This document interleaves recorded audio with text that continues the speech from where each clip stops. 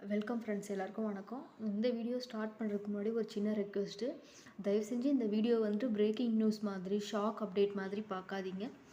இது வந்துட்டு ஒரு ஒரு ஒரு பர்சன் இன்னொரு பர்சன் கிட்ட அமைதியாக பேசுகிற மாதிரி கேளுங்க. ஏன்னா இந்த நோட்டிஃபிகேஷன் பேனிக் ஆக வேண்டியதா இல்லை கிளாரிட்டி ஆக வேண்டியதா அப்படிங்கிற டிஃப்ரென்ஸை இந்த வீடியோ முடிவில் நீங்களே வந்துட்டு ஃபீல் பண்ணுவீங்க. நான் வந்துட்டு ஓப்பனாக சொல்கிறேன். கோர்ட்டு கவர்மெண்ட் நோட்டிஃபிகேஷன் வந்தாலே நம்ம சிஸ்டமில் என்ன ஆகுது, நம்ம என்ன யோசிக்கிறோம் அப்படின்னா, வாட்ஸ்அப்பில் ஒரு 10 ஆடியோ வந்துட்டு ஃபார்வர்ட் ஆகுது. தம்ப்நெயில் 20 தம்ப்நெயில் யூடியூப்பில் போயிட்டுருக்கு. டெலிகிராமில் 30 மெசேஜ் அந்த மாதிரி போயிட்டுருக்கு. ஸோ அதில் வந்துட்டு 5 பாசிட்டிவாக இருக்கும், 5 நெகட்டிவாக இருக்கும், 10 வந்து நமக்கு பயமுறுத்துகிற மாதிரி இருக்கும். மீதியெல்லாம் கெஸ் தான். ஸோ ரிசல்ட் அப்படிங்கிறது வந்துட்டு என்னென்னா, கேண்டிடேட் மனசில் ஒரு டிஸ்டர்பை வந்துட்டு க்ரியேட் பண்ணுது. இப்போ எக்ஸாம் அப்ளை ரிசல்ட்டு, ஒரு செலெக்ஷன் லிஸ்ட்டோ இல்லை வந்து அடுத்த ரவுண்டு கூப்பிட்றாங்களோ அப்படின்னாலே நமக்கு வந்து ஒரு பேனிக் வந்துடுது, மனசுக்குள்ளே ஒரு பயம் வந்துடுது, ஒரு டிஸ்டர்பிங்காக நம்மளே ஃபீல் பண்ணுறோம். ஸோ அதனால தான் வந்துட்டு நான் இந்த வீடியோவில் ஒரே ஒரு விஷயந்தான் வந்துட்டு பண்ண போகிறேன். ஸோ நோட்டிஃபிகேஷன் என்ன சொல்லுதோ அதை மட்டும்தான் நான் எக்ஸ்பிளைன் பண்ண போகிறேன். நோட்டிஃபிகேஷன் என்ன சொல்லலையோ அதையும் வந்து எக்ஸ்பிளைன் பண்ணுறேன். அதாவது அதோட கிளாரிட்டி என்னன்றதை வந்துட்டு நம்ம சொல்ல போகிறோம். நோட்டிஃபிகேஷன் இப்போ மெட்ராஸ் ஹைகோர்ட்லேருந்து வந்திருக்க நோட்டிஃபிகேஷன் பற்றி தான் நம்ம பேச போகிறோம். ஸோ நம்ம வந்து இதில் என்ன புரிஞ்சுக்கணும் அப்படின்னா, அஃபிஷியல் நோட்டிஃபிகேஷன்னா அது எமோஷ்னலுக்காக எழுதப்படலை. இது வந்துட்டு ஒரு ஃபேக்காக ஒரு ஹோப்பையோ இல்லை வந்துட்டு ஒரு பயத்தையோ வந்துட்டு யாருக்கும் க்ரியேட் பண்ணுறதுக்காக அந்த நோட்டிஃபிகேஷன் அவங்க கொடுக்கல. இது பியூர்லி ப்ரொசீஜருக்காக எழுதப்பட்டது தான். அதனால் அதில் வந்துட்டு எல்லாருக்கும் ஒரு குட் நியூஸாகவும் இருக்கும், சில பேருக்கு வந்துட்டு ஒரு பயமுறுத்துகிற மாதிரியாகவும் இருக்கும். ஜஸ்ட் இது வந்து ஒரு ஃபேக்ட் தான். நம்ம வேலை என்ன, அடுத்து நம்ம என்ன பண்ணணும் அப்படின்னா, அந்த ஃபேக்ட்ஸை வந்துட்டு ரைட்டாக இன்டர்ப்ரெட் பண்ணிட்டு போகிறது தான் வந்துட்டு நம்மளுடைய வேலை.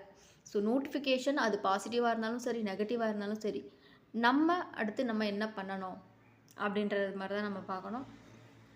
ஸோ நான் வந்துட்டு உங்கள்கிட்ட ஸ்ட்ரெயிட்டாகவே கேட்குறேன், ஒய் வாஸ் அப்படின்னா ஏன் வந்துட்டு இவ்வளவு பயம் அப்படின்னு வந்துட்டு எல்லாருக்குமே ஒரு கேள்வி இருக்கும். ஸோ இன்டர்வியூ அப்படின்னா இன்டர்வியூவில் ரிஜெக்ட் பண்ணுவாங்க. கோர்ட் இன்டர்வியூனா ரொம்ப ஸ்ட்ரிக்டாக நடக்கும். ஆல்ரெடி டிசைட் பண்ணி ரிசல்ட் யாருக்கு, அந்த ஜாப் யாருக்கு போகணும்னு சொல்லிட்டு ஆல்ரெடி டிசைட் பண்ணியிருப்பாங்க அப்படின்னு நிறைய பேருக்கு நிறைய அசம்ஷன்ஸ் வந்துட்டு இருக்கும். ஆனால் உண்மை என்ன அப்படின்னா, ஒய் வாஸ் அப்படிங்கிறது வந்து இன்ட்ராக்ஷன் ஸ்டேஜ். ஓகேவா? ஸோ இன்ட்ராக்ட் பண்ணுறாங்க, உங்களை ஒரு பர்சனை வேலைக்கு எடுக்க போகிறாங்க, உங்களை இன்ட்ராக்ட் பண்ணுறதுக்கான ஒரு ஸ்டேஜ் தான் அது. ஸோ அதில் வந்து ஒரு கிளாரிஃபிகேஷன் வந்துட்டு அவங்களுக்கு கிடைக்கும். உங்களை ரெக்ரூட் பண்ணுறவங்களுக்கு உங்களோட ரெக்கார்டு, நீங்கள் ஆல்ரெடி படித்த எஜுகேஷன் வந்துட்டு அந்த வெரிஃபிகேஷன் எல்லாமே வந்துட்டு கரெக்டாக இருக்கான்றது எல்லாத்தையுமே அவங்க செக் பண்ணுவாங்க. நீங்கள் படிச்சிருக்கிறது உண்மையா, ஒரு ஒரு இதுக்காக அவங்க ஒரு கன்ஃபர்மேஷனுக்காக வைவாஸ் அப்படின்றத வந்து கண்டக்ட் பண்ணுறாங்க. இதில் இந்த வைவாஸில் வந்துட்டு செலெக்ஷன் கண்டிப்பாக கேரண்டியா அப்படின்னு கேட்டிங்கன்னா 100% கிடையாது. ரிஜெக்ஷனும் 100% கேரண்டியா அப்படின்னு கேட்டால் அதுவும் கிடையாது. இது வந்துட்டு ஒரு பிரிட்ஜ் ஸ்டேஜ் மாதிரி தான். பிரிட்ஜில் நின்றுக்கிட்டு நீங்கள் வந்துட்டு கீழே விழுந்துடுவேணா அப்படின்னு சொல்லிட்டு பயந்தீங்க அப்படின்னா உங்களுக்கு ஸ்ட்ரெஸ்ஸு தான் வந்துட்டு அதிகமாக வரும். ஸோ அது வந்து தேவையில்லை நமக்கு. ஸோ அந்த செலெக்ஷன் அப்படின்றது, செலெக்ஷனும் ரிஜெக்ஷனும் டிசைட் பண்ணுற இடம் வந்துட்டு அது கிடையாது. வைவாஸ் அப்படிங்கிறது வந்துட்டு நீங்கள் இந்த வேலைக்கு தகுதியானவரா, உங்களால் இந்த வேலையை செய்ய முடியுமா, ஒரு போதுமான ஒரு ஜென்ரல் நாலேஜ் உங்களுக்கு இருக்கா அப்படின்றத, இந்த வேலையை கொடுத்தா நீங்கள் உங்களால் பண்ண முடியுமா, அதை வந்துட்டு அதை வந்து பார்க்குறதுக்காக மட்டும்தான் வைவாஸ் அப்படின்றது கூப்பிடுறாங்களே தவிர, இதனால் வந்துட்டு வைவாஸில் ரிஜெக்ட் பண்ணுறதுக்கோ இல்லை வந்துட்டு உங்களை இது பண்ணுறதுக்காகவோ வந்துட்டு அவங்க கூப்பிடல. இந்த OACW அப்படின்னு சொல்லிட்டு இந்த மாதிரி வேர்ட்ஸ் எல்லாம் கேட்டாலே சிலருக்கு பயமாயிடுது. ஏன்னா லீகல் டிக்ஷனரி வந்துட்டு இதுக்கு என்ன அர்த்தம்னு சொல்லிட்டு நீங்கள் போய்ட்டு லீகலாக போய் தேடணும்னு அவசியம் இல்லை. சிம்பிளாக சொன்னால் கோர்ட் சிஸ்டமில் நிறைய கேஸ்லாம் வரும்.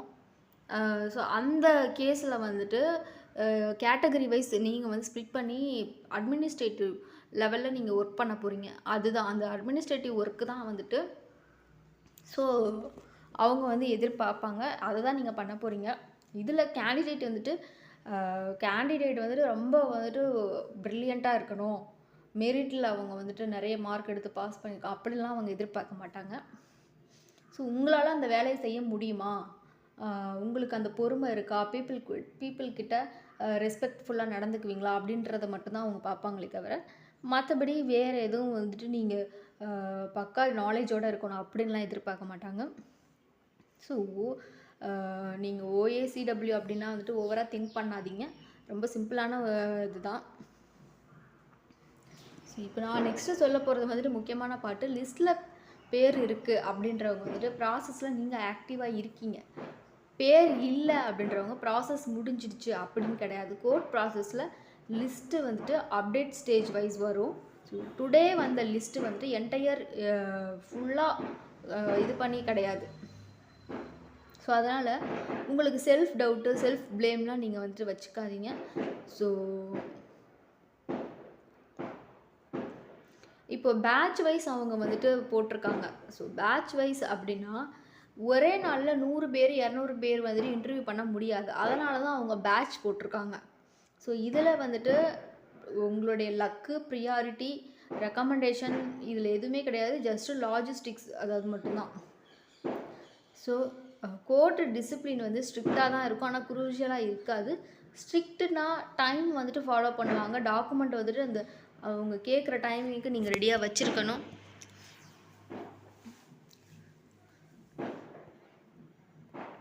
ஸோ நீங்கள் வந்துட்டு ப்ரிப்பேர்டாக போங்க. எக்ஸாமுக்கு வந்துட்டு வைவாஸ்க்கு போனாலுமே வந்துட்டு என்னென்ன பேசிக்காக அவங்க என்ன கேட்பாங்க அதுக்கு வந்துட்டு ப்ரிப்பேர் பண்ணிவிட்டு போங்க. நீங்கள் வந்துட்டு இந்த ஸ்டேஜில் வந்துட்டு செய்ய வேண்டியது என்னென்னா, நிறைய ரூமர்ஸு ஸ்ப்ரெட் ஆகுது. ரூமர்ஸை கொஞ்சம் மியூட் பண்ணி வைங்க. நோட்டிஃபிகேஷனாக நல்லா 2 வாட்டி 3 வாட்டி படித்து பாருங்கள், என்ன நோட்டிஃபிகேஷனில் என்ன சொல்லியிருக்காங்க அப்படின்றத. மைண்டை காமாக வச்சுக்கோங்க, ரொம்ப பதட்டப்படாதீங்க. நம்ம லைஃப்பில் அவசரமாக எதுவுமே நடக்காது. கோர்ட் ப்ராசஸ் ஸ்லோவாக தான் நடக்கும், ஆனால் ஸ்டெடியாக நடக்கும். ஸோ நான் வந்துட்டு என்ன சொல்கிறேன்னா, நீங்கள் வந்துட்டு ப்ராசஸில் தான் இருக்கீங்க. ஸோ இப்போ வந்துட்டு மெட்ராஸ் ஹைகோர்ட்டோட ப்ராசஸில் தான் இருக்கீங்க. ஸோ நீங்கள் டென்ஷன் எடுத்துக்காதீங்க. டவுட்டு, வெயிட் நிறைய பேர் வந்து இந்த மாதிரி செலெக்ஷன் லிஸ்ட்டு வந்துட்டாலே ஒரு மாதிரி பதட்டமாக ஸ்ட்ரெஸ்ஃபுல்லாகிடுறாங்க. அடுத்து செலக்ட் ஆகுமா மாட்டோமா, ஏன்னா லிஸ்ட்டில் பேர் வரலைன்னா கூட சரி போ அடுத்த எக்ஸாமுக்கு பார்த்துக்கலான்னு சொல்லிட்டு விட்ருவாங்க. ஆனால் வந்துருச்சுன்னா அப்போ தான் அவங்களுக்கு வந்து டென்ஷன் ஆகும், ஃபியர் ஆவாங்க, ரொம்ப ஸ்ட்ரெஸ்ஃபுல்லாக இருப்பாங்க. ஸோ இது வந்து எல்லாருக்குமே இருக்கிறது தான். ஸோ நீங்கள் அந்த பேனிக்கெல்லாம் வந்துட்டு கம்மி பண்ணிவிட்டு பேஷண்ட்டாக இருங்க, பொறுமையாக இருங்க. நெக்ஸ்ட்டு என்ன பண்ணணுன்றதை வந்துட்டு பொறுமையாக அனலைஸ் பண்ணுங்கள். முக்கியமாக மென்டலி ஸ்ட்ராங்காக இருங்க. ஸோ அப்படின்னா தான் நீங்கள் வந்துட்டு எல்லாரையும் காம்படிட் பண்ணிவிட்டு முன்னாடி போக முடியும். ஸோ ஃப்ரெண்ட்ஸ், இந்த வீடியோவோட கோல் என்னென்னா, நிறைய ஃபியர் வந்து போயிட்டுருக்கு. நிறைய பேர் பயப்படுறாங்க. வைவாஸ் அப்படின்னாலே வந்துட்டு மனசுக்குள்ளே வந்துட்டு ஒரு பயம், அது வந்துட்டு அவங்களுக்கு இருக்கக்கூடாது. வைவாஸ் அப்படிங்கிறது வந்துட்டு நீங்கள் அந்த வேலையை செய்ய முடியுமா உங்களால் அப்படின்றதுக்காக மட்டும்தான் அந்த வைவாஸ் அப்படின்றது கண்டக்ட் பண்ணுறாங்க. ஸோ உங்களுடைய நாலேஜை டெஸ்ட் பண்ணுறதுக்காக அது கிடையாது, அதை புரிஞ்சுக்கோங்க. ஸோ காமாக, கிளியராக, கான்ஃபிடெண்ட்டாக இருங்க. நெக்ஸ்ட்டு ஸ்டேஜுக்கு வந்துட்டு க்ராஸ் பண்ணணும் நீங்கள் எல்லாருமே. ஸோ அதுக்கு தான் இந்த எக்ஸ்ப்ளனேஷன். ஃப்யூச்சரில் அப்டேட் வந்தால் நான் அகைன் இதே மாதிரி ஸ்லோவாக எக்ஸ்பிளைன் பண்ணுறேன். ஸோ எல்லாமே நல்லபடியாக நடக்கும். தேங்க்யூ.